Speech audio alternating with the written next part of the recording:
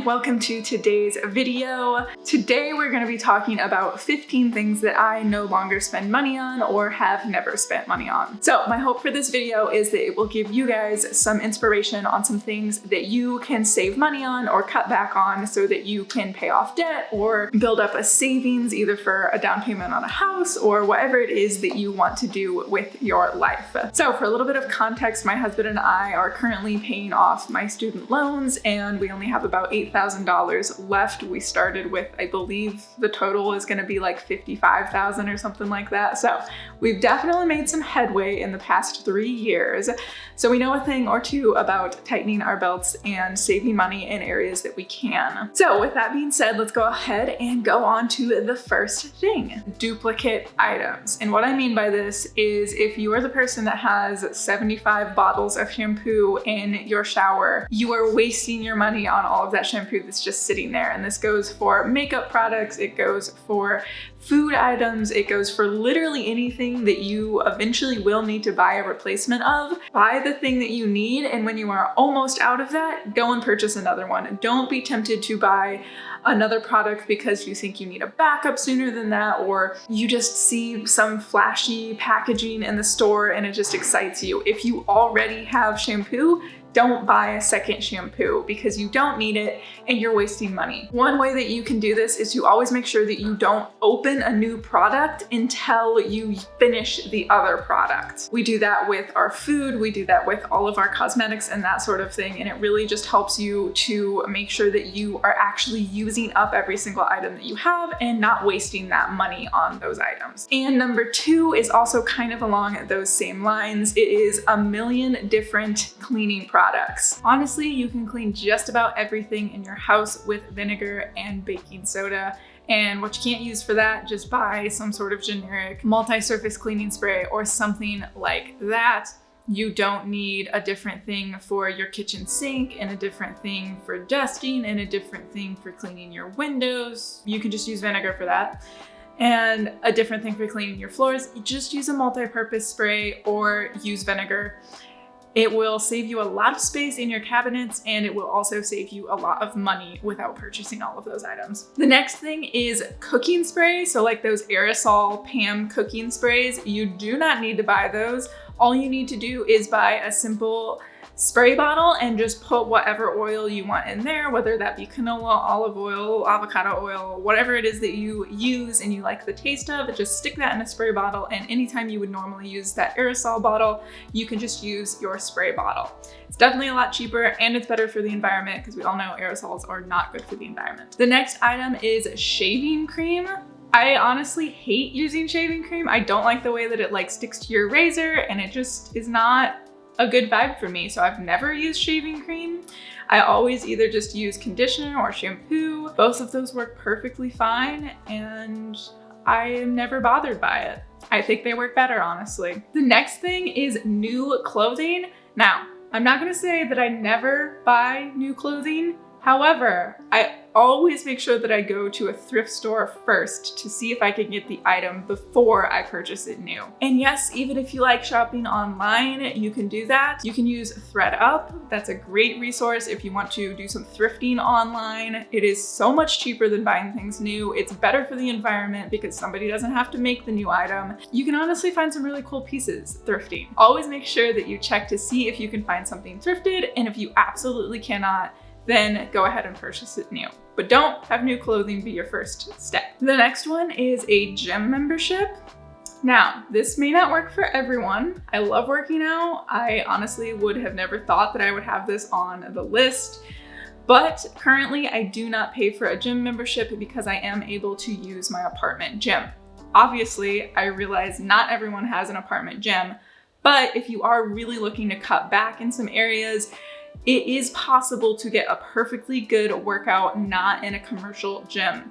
You can get some weights on Facebook Marketplace or just buy a few different varieties of weights in a store. You can find them in thrift stores sometimes, or just use YouTube videos and do some workouts based on YouTube videos. There are so many resources out there for you to be able to get a good workout without paying for a gym membership.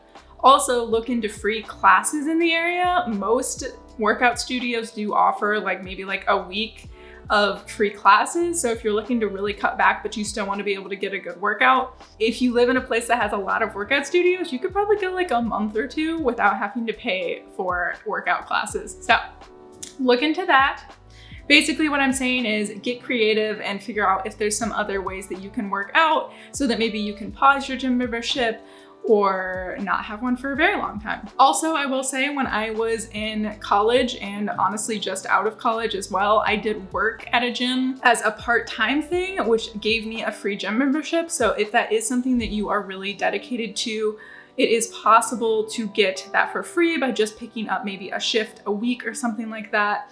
And then you make a little bit of money instead of having to pay money. So there's options is what I'm saying. And number 7 is professional haircuts. I have not had my hair professionally cut in over 10 years. It is totally possible to cut your own hair. There's YouTube videos out there on how to do it. And if you're not picky like me, you can just cut it straight across. And honestly, it looks pretty good. You can cut little curtain bangs yourself, just use some scissors. Really, you do not need to get your hair professionally cut, and you definitely don't need to get your hair colored. Obviously, if you are into getting your hair dyed, it's hard to make it look as good by dyeing it yourself, but natural hair is okay too, okay? We don't all have to have beautiful highlights. Maybe if that's your thing, spend money on it, but if it's not, you don't have to do it. Don't feel like you have to in order to look like a functioning human. I like to believe that I look like a functioning human. Maybe I don't, but that's all I'm saying. The next one is books. I could go on the longest rant ever about using your public library. I love libraries. They are marvelous, wonderful things that we already pay taxes for, so you might as well use them. I get all of my books from libraries. Yes, sometimes you do have to wait on a specific item if it's very popular, but I currently am reading a Colleen Hoover book, which are super popular right now, and I didn't have to wait that long for it. Public libraries are amazing. You can get audiobooks on there, you can get ebooks on there, you can get recipe books on there, you can get literally so many things, and you can actually even buy, well, not buy, you can actually get free seeds as well. So if you're into gardening, you can do that at a lot of different places. Some of them have puzzles and games that you can rent. You can get movies from there. Like literally everything that you want is at your public library. So go and get a library card and you will never have to spend money on entertainment ever again. The next one is interest. Yes, we are paying off debt right now, but currently my student loans are on a pause because of COVID. So I have been lucky enough to not have to pay interest for the past 2 years now, and honestly, it's kind of looking like I'm going to be able to completely pay off the student loans before I get charged any more interest. So while student loans are on hold for interest, please, if you have them, make payments on them. This is the ideal time to make payments because you are not going to have to pay any interest. You're only going to be paying on the principal, which is going to make those loans go down super fast. So if you have not been paying your student loans over these past couple years, please go and pay, even if it's like $10 a month, at least it's something. Just because they're not due, it doesn't mean that you should not be paying them. And if you do have debt and you're only paying minimum payments, you are wasting thousands and thousands and thousands of dollars on interest. So if possible, follow some of the other things that I have said in this video to cut back a little bit on your spending and go and pay those debts. I could go on a super long rant about that one too, but that's what I'm gonna say. Don't waste your money paying interest. The next one is name brand items.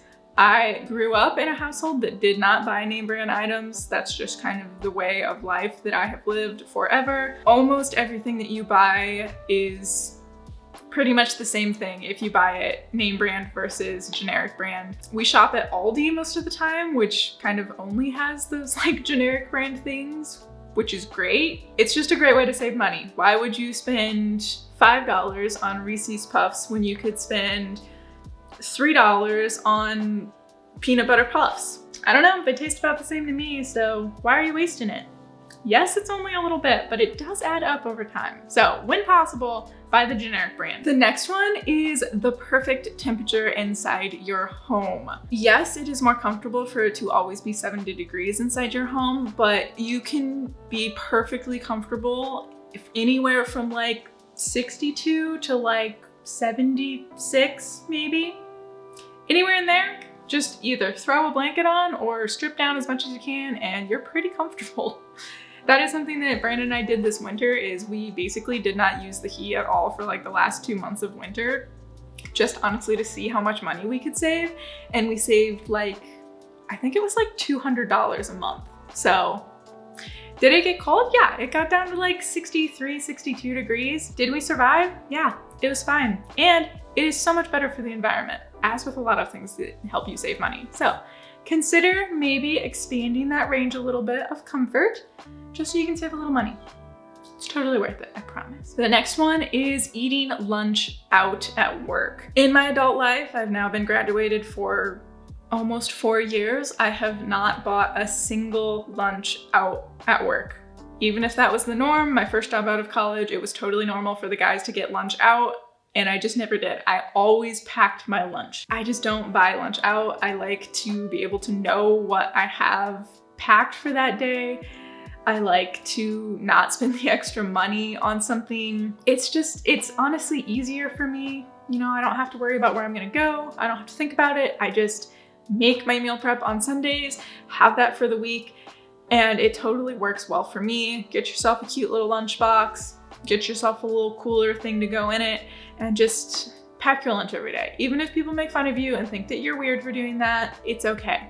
You will survive, and it's healthier for you too. The next thing is wasted food that I could have frozen. So I have recently, if there's anything that is going bad, such as like spinach, other vegetables, fruit, anything like that, I just stick it in the freezer. It makes it so that it won't go bad. You can still use it in like smoothies, or honestly fruit you can just use straight out of the freezer a lot of the time. It's just so easy to just stick things in the freezer as they start to go bad and just pull them out and use them after that. It's a great way to prevent things from it going bad, and it'll definitely save you some money. The next one is coffee out.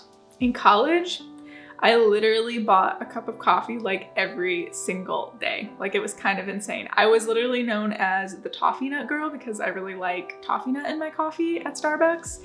And the baristas there like knew me. Like, they knew every single day I got a cup of coffee, and that was just my thing. But since graduating, I realized how expensive coffee is.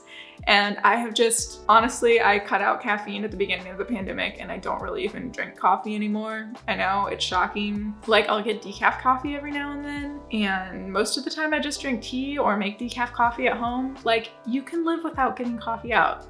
Is it still okay to go out and get a $6 latte every now and then? Absolutely. But you don't need it every single day. Like, it literally costs you so much money to do that. So stop buying coffee out. Just make it at home. Honestly, sometimes it's better that way. And the next thing is impulse purchases. So I always like to make sure that if there's any big items that I'm thinking about purchasing, I wait a little bit before actually going out and purchasing that thing. Honestly, I probably do this almost to a fault with everything. It takes me years to like replace a pair of pants that has a hole in them. But it's just a good reminder to make sure that you are thinking about the things that you are purchasing before you go and purchase them. If you want to buy a bread maker because you just watched a video about somebody using a bread maker to make bread, don't just immediately go on Amazon and start shopping for it. Write it down and then think about it. And then in a couple weeks, if it's still on your mind and you're still saying, ooh, I really, really want that thing, then maybe work it into your budget for the next month.